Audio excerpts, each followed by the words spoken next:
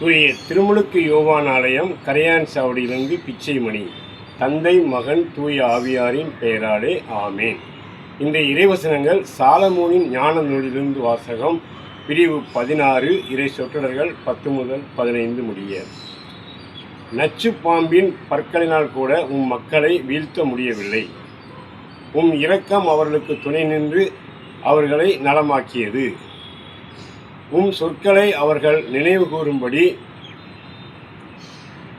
அவர்கள் கடிபட்டார்கள், ஆனால் உடனே நலம் பெற்றார்கள். ஆழ்ந்த மறதிக்கு உள்ளாகி உம் பரிவை அவர்கள் உதறி தள்ளாதபடி இவ்வாறு நடந்தது. பச்சிலையோ களிம்போ அவர்களுக்கு நலமாக்கவில்லை, மாறாக அனைத்தையும் நலமாக்கும் ஆண்டவரே, உம் சொல்லால் அனைவருக்கும் நலம் கிடைத்தது.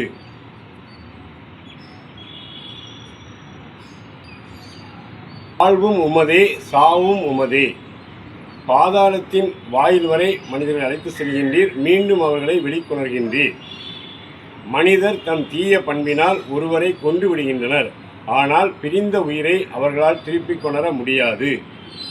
மேலும் சிறைப்பட்ட ஆன்மாக்களை விடுவிக்கவும் முடியாது. ஒருவரும் உமது முன்னிலிருந்து தப்ப முடியாது. ஆமேன். இயேசுவுக்கே புகழ், இயேசுவுக்கே நன்றி. மரியே வாழ்க.